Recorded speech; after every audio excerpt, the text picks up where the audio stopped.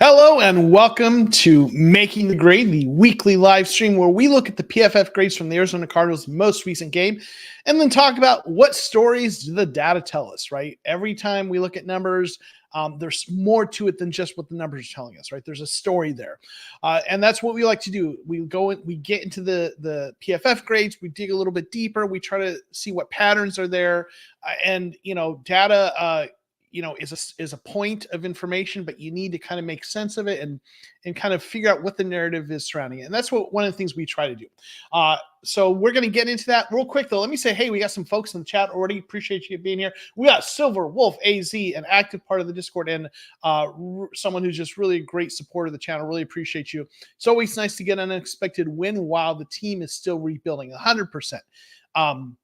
This was a game, that you were hopeful, but, on the road in San Francisco, the 49ers have been struggling, but they're still, by a lot of people considered to be, one of the best teams in the division and if not the conference. Again, they're struggling a bit, but, they've got a great roster. They've got some blue chip players and didn't expect, you don't go in expecting when you on the road against the 49ers. You go in hoping for a win, at least with where the Cardinals are. And especially after getting blown out last week by the Washington Commanders, this was definitely something we needed. And I would also add to that, you look at it, the Cardinals games this year, we have the blowout win against the Rams, the blowout loss against the Commanders, and all of our other games have been close games, right? Where the Cardinals had a chance to win. Against Buffalo and against Detroit, right? Didn't pull it out, didn't get the win. But this was another one of those games that was tight, close, scrappy, but this time we got that win, right?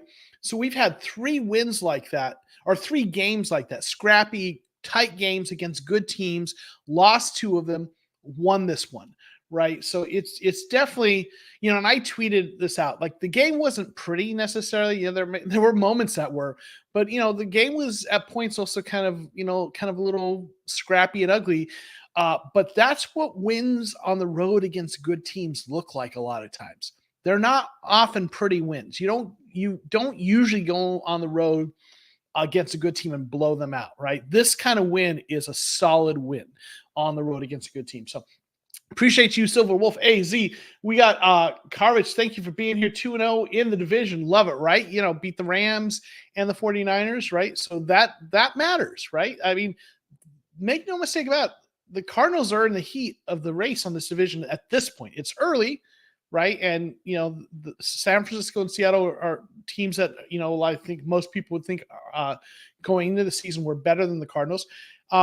They have to string some more wins together, but as frustrated as we were, after the Commanders loss, this team is 2-3 in a very tough stretch of their season. There's a lot of possibilities ahead of us, right? Sephen, thank you for being here. I appreciate you. Win, love that. Otis Driftwood, good to see you. Hell yeah. We got Mizaki Felix, the other professor. Congratulations on the win, Professor. Man, this one. Again, as Silver Wolf AZ says, you don't expect this win, so it was really a nice one. Oh, just remind everyone, hit the like button. Thank you for doing that. Please do hit the like button. And thanks for being here. Hoping for a Cards win and Seattle loss for first in the division this week. That would be awesome. I mean, just think about how great that would be.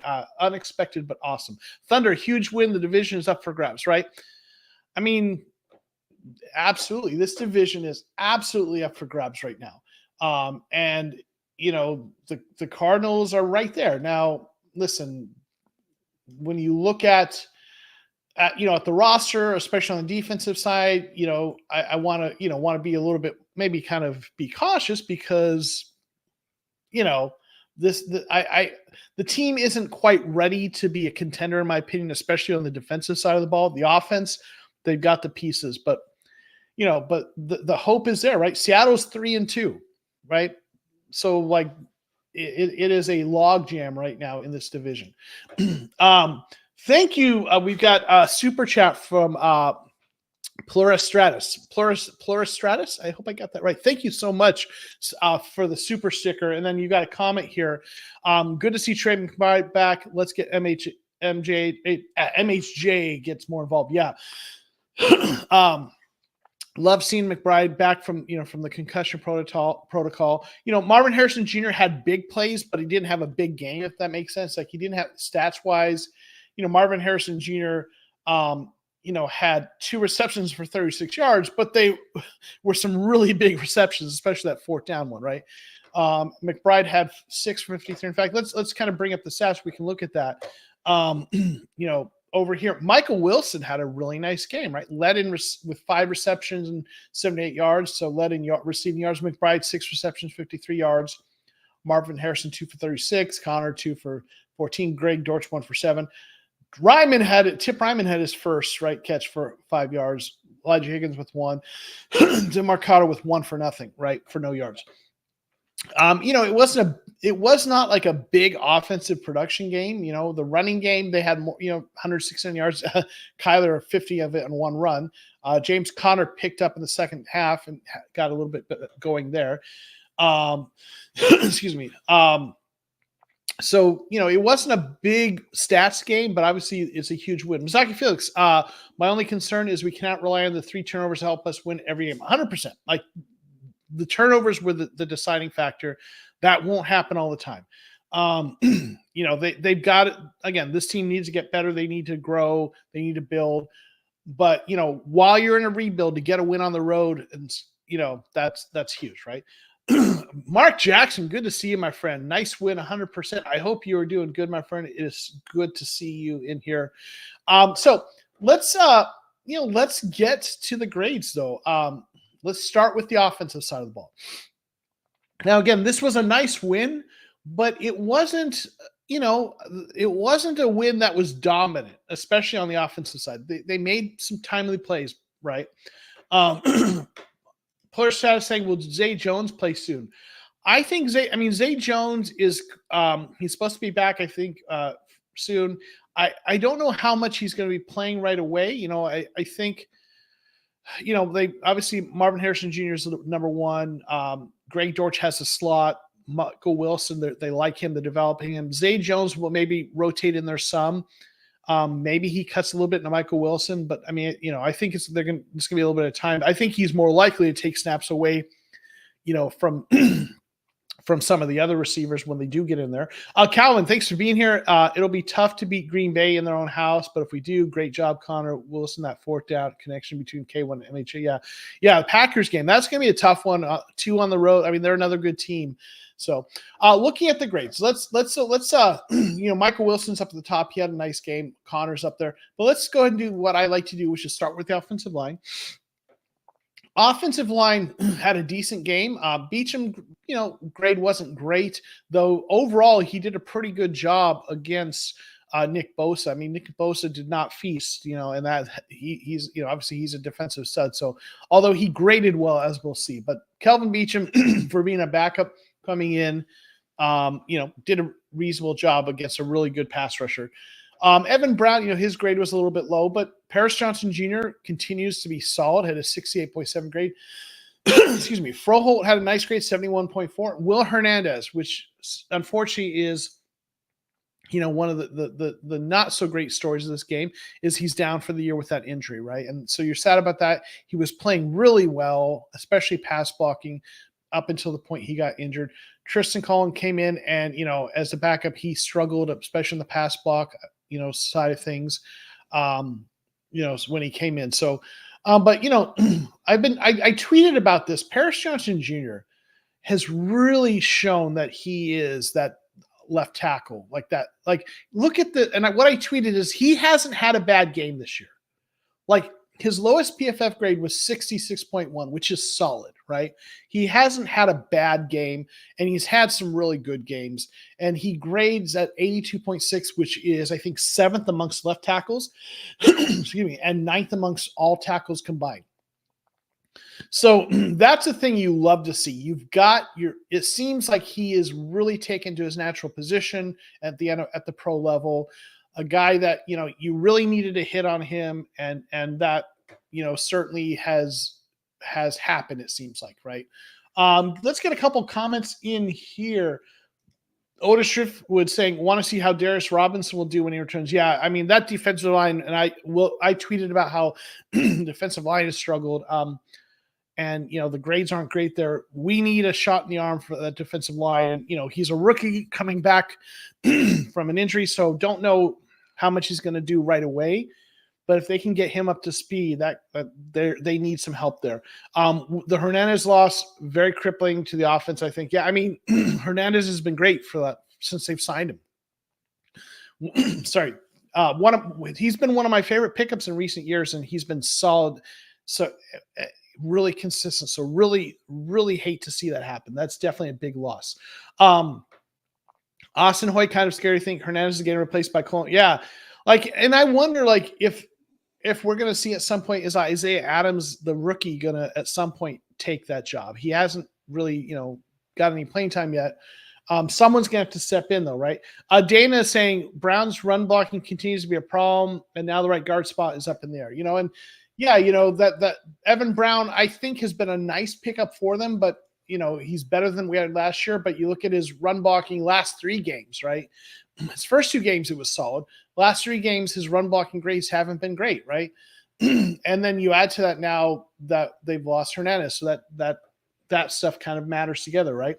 Carver's saying Tip with a good pass blocking grade does his role well, 100%. That's kind of, he got a nice pass blocking grade of 75.9 on 6 pass blocking snaps. The run blocking grade was a little lower, but a rookie coming in, getting some playing time and blocking well, that's you love seeing that, right? Mark Jackson, we need help on both sides of the line. Yeah, we do. Though I like how they're building the offensive line. They just need to keep doing what they're doing, and they just need some of these guys they need Isaiah Adams to develop, right? They need, they're doing, I think Monty is doing a good job of drafting offensive linemen, getting some value free agents.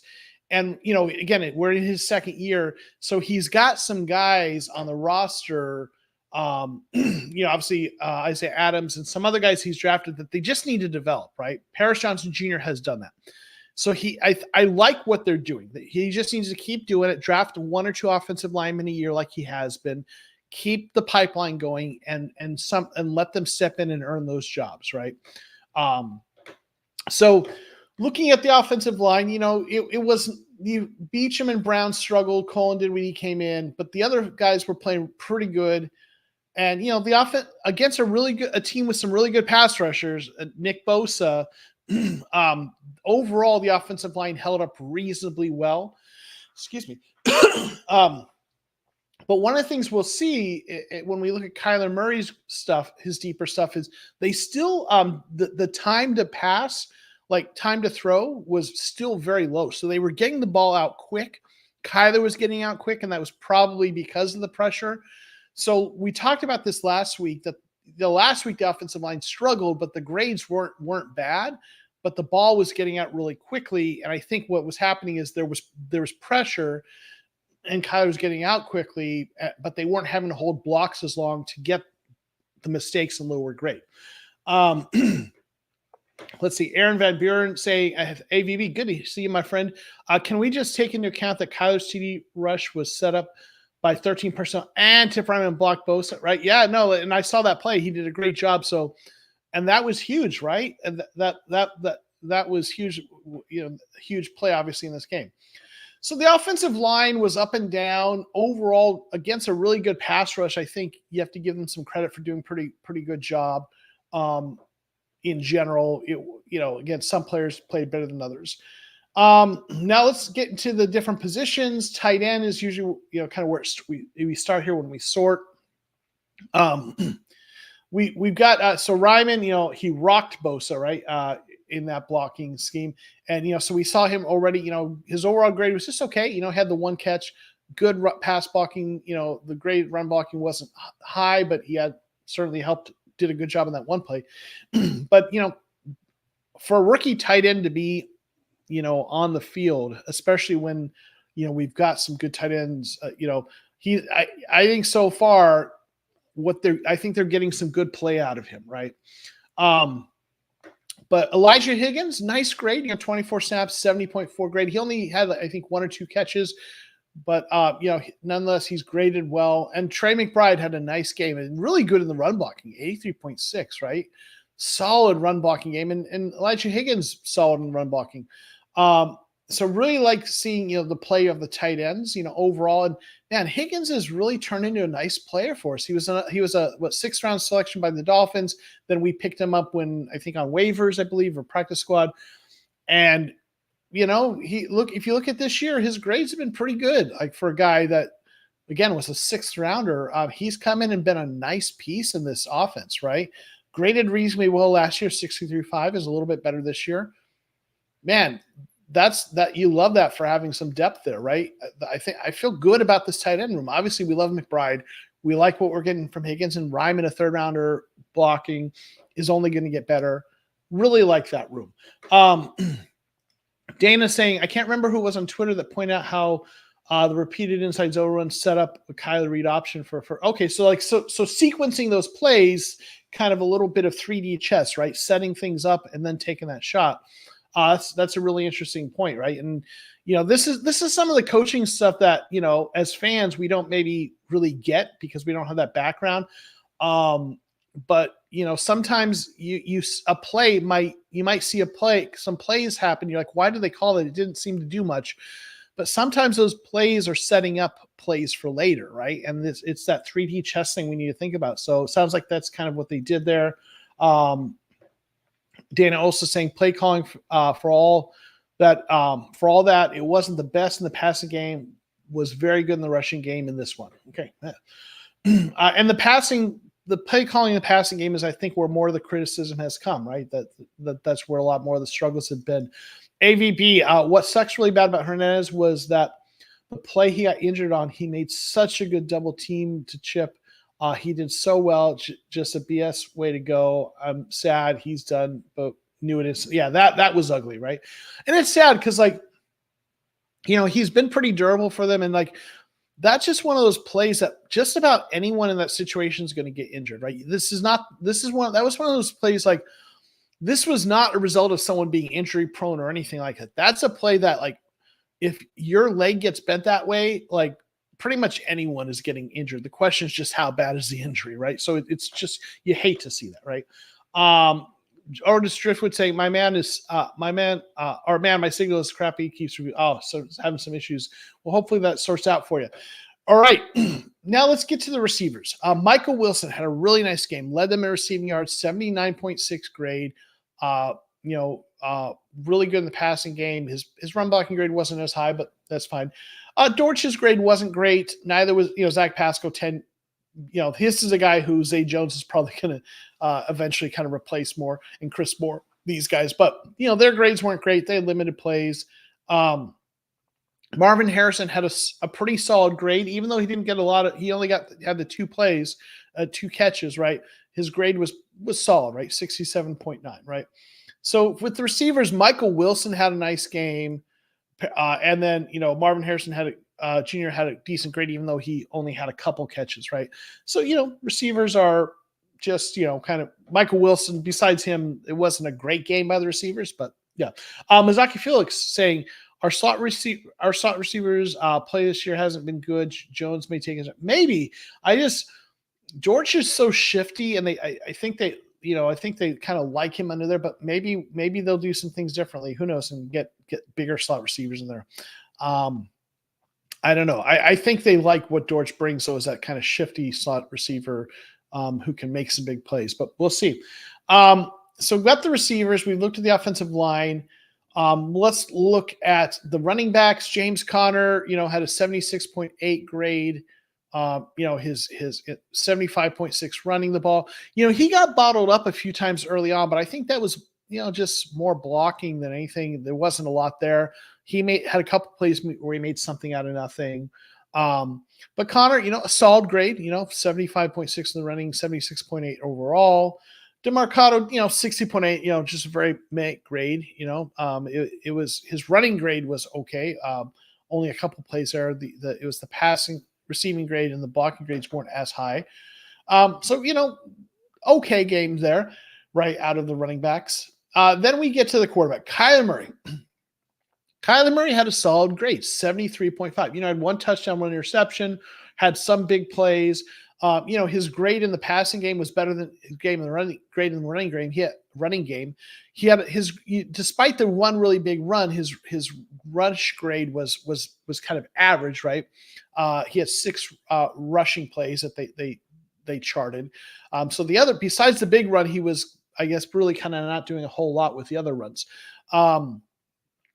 But overall solid grade for him, right? Not super high, but the game it wasn't a stellar game for Kyler consistently. It wasn't, there were 1 touchdown plus a rushing touchdown, 1 interception, had a couple bad throws or a couple mistakes, but overall solid, right? And when we look at Kyler, and I always like to kind of dig deeper into him, right? Here we got his grades throughout the year. Right, overall grade is 81.9, which is, I think, 6th, if I'm not mistaken, amongst quarterbacks. But had these 2 bad games in a row, but now back on having a solid game, right? I always like to look at some of these deeper things. We look at the big time throws. That's the thing I really look at.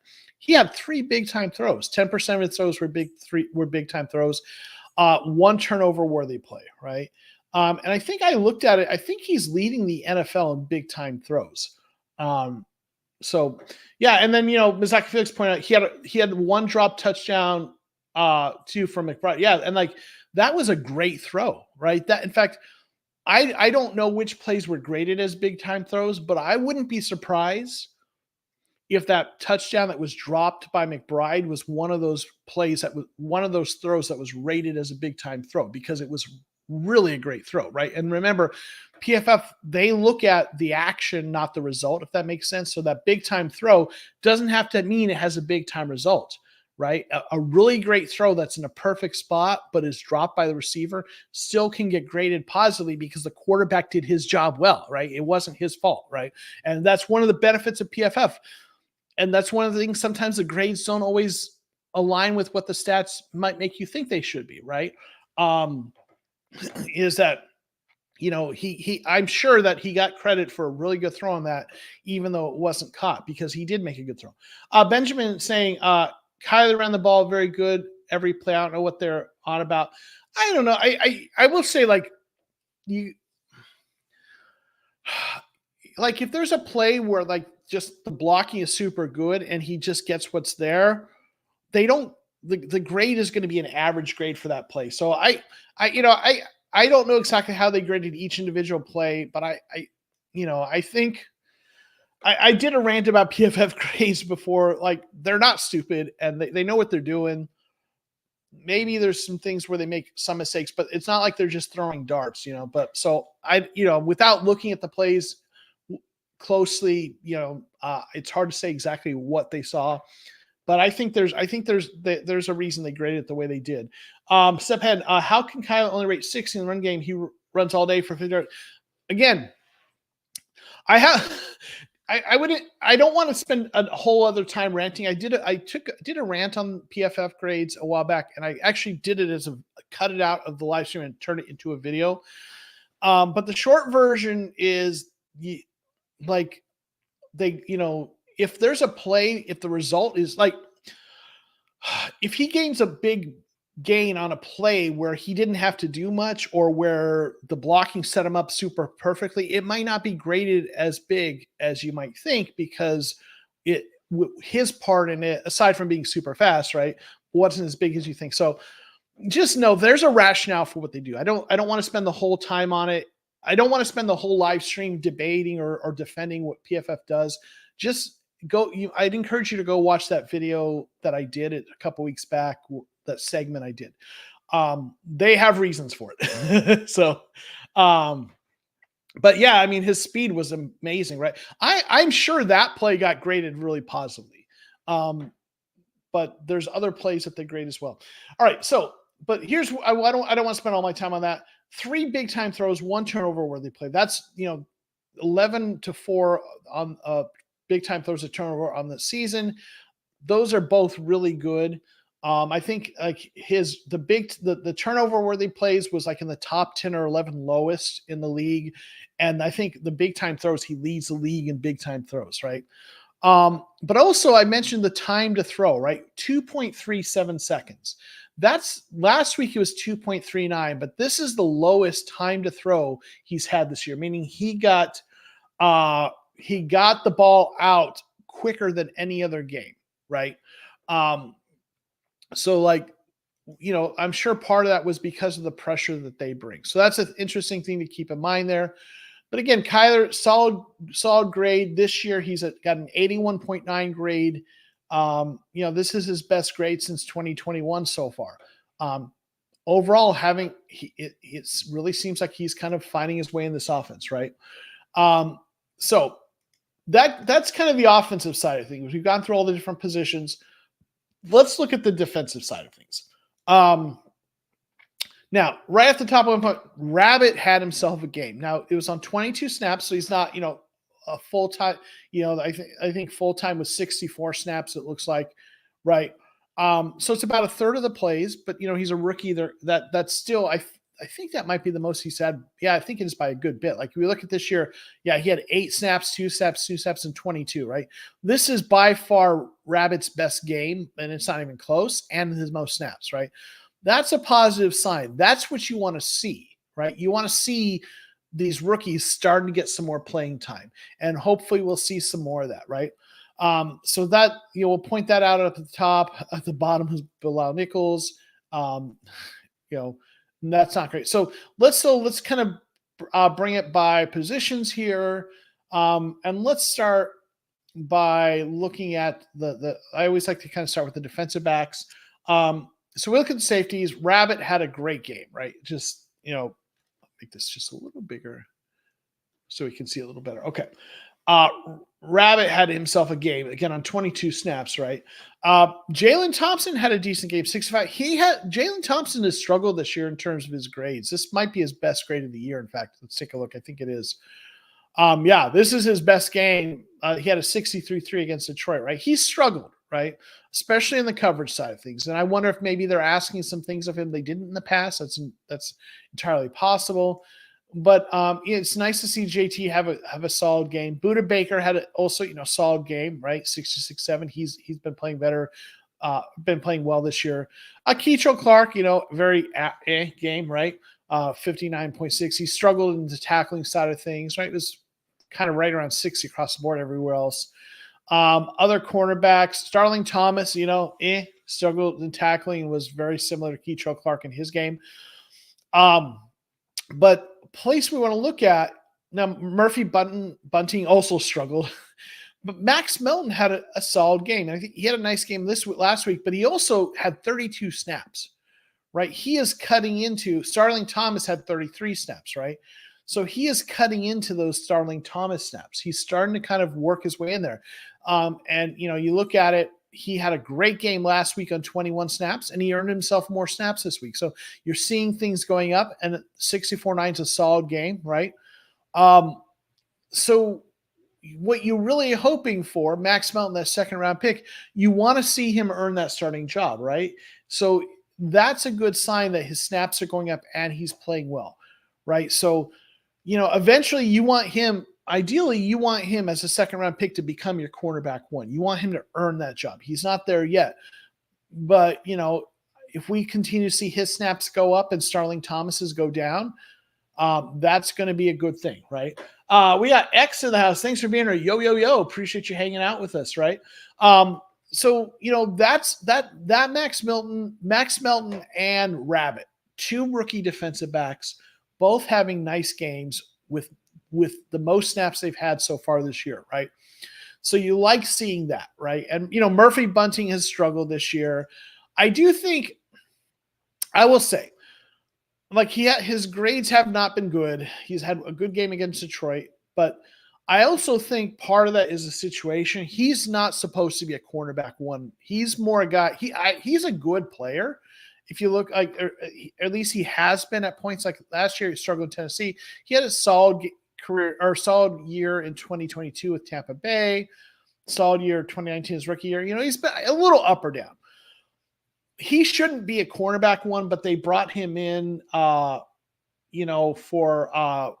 brought him in to stabilize the position, be a veteran until one of the young players took the job, right? And you really want him to be a cornerback 2 on your roster, not a cornerback 1, or maybe even a cornerback 3. But you don't want him to have to be your cornerback 1, but that's what he's playing as right now. So he's getting the point I'm making. He's getting the toughest assignments, and he's not that guy to be on the number 1 receiver. That's not really who you want him to be in your defense. You want him to be at best your number 2 quarterback. But they have a plan. Their plan was get him in there. He'll be a veteran. He'll be the cornerback 1. We might take our lumps, but eventually one of these guys, Max Melton, right, or maybe Garrett Williams, although they've been keeping him in the slot. One of these guys is going to become that guy, and the Murphy Bunting is just kind of holding that spot until Max Melton earns it. Is the kind of the way I see it, right? A couple other comments. Ant saying, I'll give some credit to Gannon and Rallis for defensive game plan this week. When we get some more pieces on defense in the offseason, we can make some moves. Yeah, absolutely. Like the defense, they have better players than they had last year, but it's still not a great roster defensively. Now, part of that is because they have so many young players that just need to hit their stride, right? There's a certain degree to which this defense is just going to get better with more, as what JG likes to say, time on task.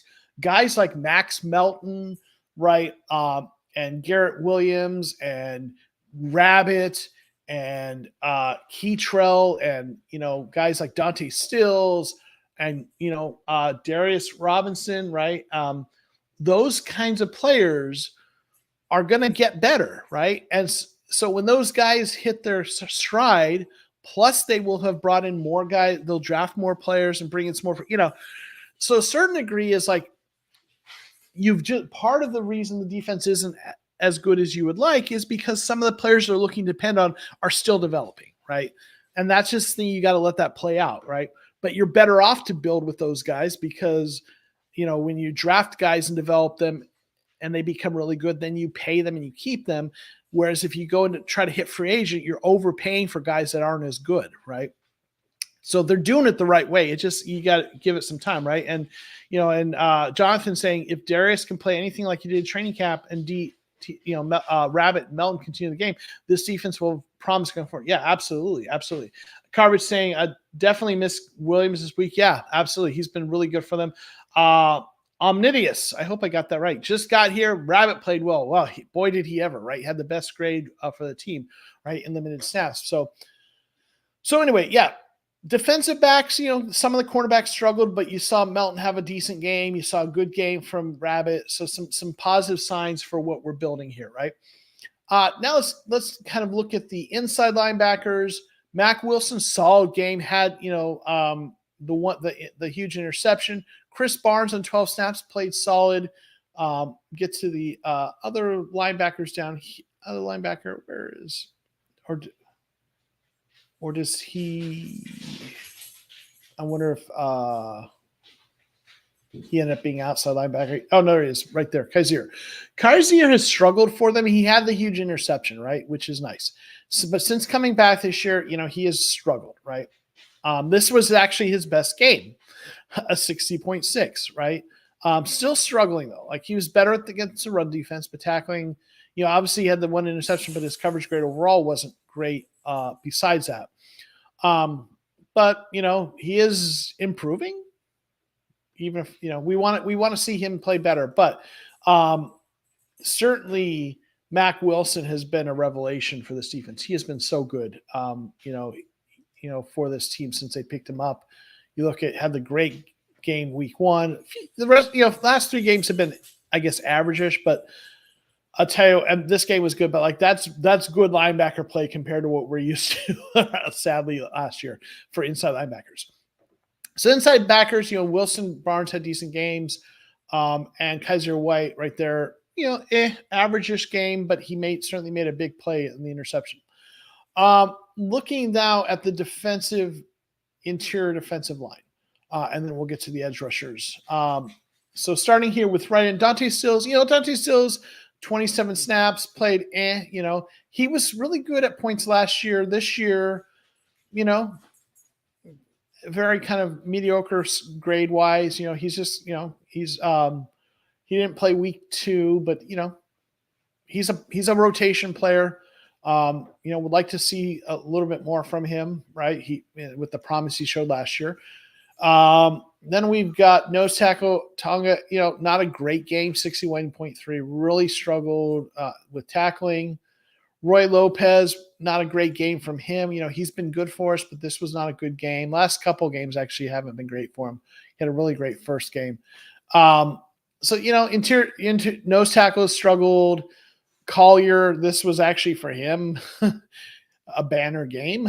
This is his best. This is his best game of the year grade wise. He's been kind of just a guy for us, right, in many ways. So we've got him, and then Naquan. Jones had that nice big sack, right? But aside from that, his grade, he hasn't played particularly well. But that's what he's kind of a marginal kind of roster guy. And boy, Nichols, that guy that we signed as free agent, continues to struggle, and I'm disappointed. I expected better from him. He had one good game. Last game was disappointing. Like what the production we've gotten out of him, and obviously Jones is down for the season with the injury, so you hate to, it's just sadly. I'll say this. I like the process that they went through. They signed guys who had track records of being healthy. They signed guys that were veterans and that were solid players. They weren't elite players, but they were solid. But they just haven't even been that, which is disappointing, right? So I like the process. The result hasn't been good.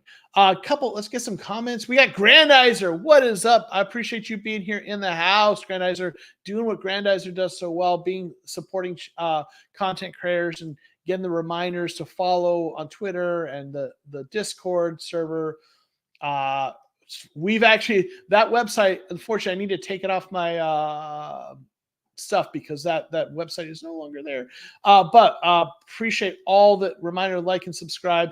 Mazika Felix, unfortunately, I'd agree. We signed 2 journeyman defensive tackles. Well, I think that the process of signing journeyman defensive tackles was good process, because in my opinion, what you're trying to do is raise the floor, but bring in guys that you draft earn those starting roles, aren't going to block them and aren't going to be you don't want to get your long-term answers in free agency. In my opinion, you get your depth or your short-term stopgaps. And I think even though they're journeymen, I think getting journeymen, if you want to call them that, they were starters, but whatever you want to, but they weren't high-end starters. I think that's good process for the rebuild, because what you're trying to do is get guys that can just be, decent, stopgap, and then you draft guys, and you want your draft guys to have a path to starting once they develop. And if you spend, a lot of money on guys, and here's the problem with building through free agency. And I was having a conversation about this on Twitter. It's like you're overpaying in free agency, which we did, right? But it was a short-term thing. And it's kind of like this, like if you draft a guy and he becomes a star, right? Let's say, for example, Trey McBride. We drafted him, developed him, and he's becoming a star for us. He's going to get paid big, and he's going to get paid, a contract that's like top of the market money for a tight end. When he gets that contract, it's going to be, one of those top tight end contracts, right? But I'm good with that, because I would rather pay Trey McBride top of the market money, the guy we drafted and kept, versus finding a guy who is 60%, 70% the player Trey McBride is, but paying that guy 80 or 90% of what we're paying Trey McBride, if that makes sense. Like you end up getting guys that are with free agency, you end up getting guys that are half as good, but pay them 80% as much, versus if you draft them. So the process in free agency of going after journeymen, I'm okay with, because you don't want to pay big long-term money to those guys, right? Mazaki saying, I agree with what you're saying. They were just journeymen, weren't even fringe stars. They were third, fourth. I mean, I think they were fringe stars if you look at what starting defensive linemen are like. But we don't have to completely agree on that. But I do like the process, right? I think that the roster building process is solid, because you don't want to go big splash in free agency because the guys who are elite rarely ever make it to free agency. The best guys in free agency are usually B players, and you're paying them A player money. I would rather sign C and D players in free agency on short-term stuff, draft guys and develop them into A players and pay them A player money, right? But those A players don't hit the market, right? That's why you built to the draft, because the true blue chippers don't get to free agency. The only way to get true blue chippers really 90% of the time or better, more than 90% of the time, is to draft them, right? And you just got to be patient with that process. So, rant over, right? But yeah, so I definitely like the process. So let's look at the edge rushers. Lucada had that huge play, graded nicely on 22 snaps, right? In fact, I think this his first game playing this year in a game. Yeah, first game active, right? And boy, he was big, right, in that game, forcing that fumble. So nice, huge play from Lucada, but overall his grade was good too, right? So yeah, we've got Zaven Collins had a nice game, 74.5 grade, right? He's been solid. The pass rush continues to be hovering just below 60. And that's, if you look at the pass rush grade has been like that all year. This is kind of what we've seen from him. Overall good grades with the exception of the Rams game. Tackling grade usually pretty, everything else usually reasonably good. It's just that pass rush usually. But he's been solid for us, right? 78.0, his best grade of his career so far this year. So he's doing, he's doing some nice things. Gardeck had a decent grade, 68.5, and then Okwara on 25 snaps, 66 grade, so decent, right? So the edge rushers graded reasonably well. They didn't necessarily get a ton of snaps, but or ton sacks or anything, but decent, right? Let's see. So overall, that's what we've got there. That's the defense. Let's get a couple of comments. Mizaki said the only problem with this philosophy is if you don't address the position in the draft, and we didn't address it enough. Well, in terms of addressing things in the draft, you have to you can't address everything in 1 year. So again, a rebuild is a multi-year process. Year one, they did a good job in draft. I think they did this year, and I think they focus on the offense first, and I think next year they're really gonna, and I think that was the plan, was get the offense going first, and then because it's a defensive head coach, and I think he felt like they would try to coach up the defensive players, but they wanted to give the offense the tools first. So again, you can't address everything in 1 year, but I think their process is good, and when you look at it through the lens of rebuilds or sort of a 3-year process, I think this next year they're going to really address that defensive front, right? Because at this point, they have done a good job of addressing pass catchers. They have a plan for how they're doing offensive line. They need, they've address cornerback. They just need those guys to develop. They'll add another player or two at those positions, but I think this next year they're really going to focus on defense. And yeah, coverage. First 3 picks, 22 will be defense. I think good chance of that. I could maybe see an offensive lineman like a tackle to be the eventual right tackle, but I think a lot of defenses next draft, right? Sep Penn saying price of admission rules out some free agents. Yeah. Dr. Barry McConaughey, am I the only one who wants Kingsbury back? Carvich is answered first. Yes, you are. Zaki saying I would rather trade number 4 pick because Byron Murphy and Dallas Turner look really good. I mean, I going back, I was kind of in the camp that I can be okay going either way, but I love having Marvin Harrison Jr., so I'm good with that pick. But I see the argument. There's validity to the argument, boy, it's really nice having MHJ and what he's going to bring for us. So they definitely need to do something with the defense. Where and how they do it, we'll see. But I think this next year we're going to see an edge rusher early and a interior defensive lineman early, and probably another pick, kind of early-ish. I wouldn't be surprised and I'm getting ahead of myself, I wouldn't be surprised if this next draft we see another safety somewhere in the middle rounds, because they got Rabbit, and I feel like, Buda Baker's getting older. Jalen Thompson is not as old, but I wonder if they're those guys both have big contracts, and I just wonder if they're going to start thinking about life after them. I know as Cardinals fans, we hate to think about that.